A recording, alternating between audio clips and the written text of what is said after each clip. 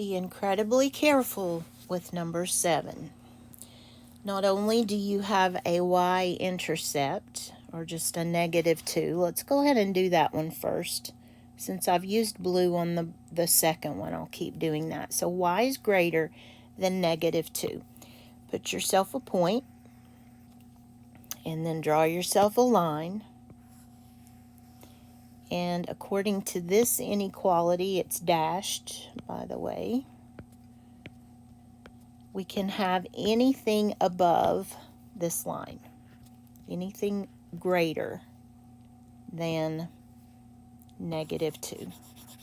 So let me go ahead and color in what I can. I will have to erase, so if you prefer not to color until the time, that's okay. But if I'm just using the second one of these inequalities, this is the graph. Now, I need to be careful with the first one as well, because it's not in slope-intercept form. But we can get it there.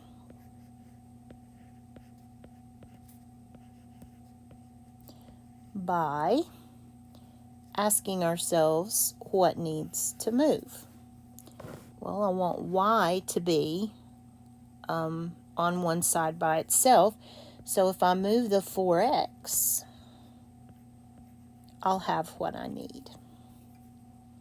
Now remember, if you divide by a negative, you reverse the sign. But this is just going to be y is less than 2 minus 4x. And I really want that in proper form, so I'm going to say minus 4x plus 2. And that gives me the y-intercept. It gives me the slope, but I need it as a fraction. And we're in business now. We're going to put a point at +2 and then start going down the stairs. It's a negative slope. So I go 1, 2, 3, 4 over 1. So there's the intersection. Put it right there. And go ahead and connect those dots.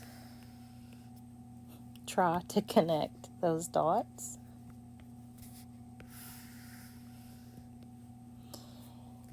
And this is a dashed line as well, because there's no equal sign involved. And we want the shading to be below the red line. So the shading that I need to take out is anything above the red line, which would be over here. So the region that we want is below the red line, and it is above the blue line. And we can count that little bit. I didn't mean to erase. Anything up in here we can count. It just cannot be on either of the lines.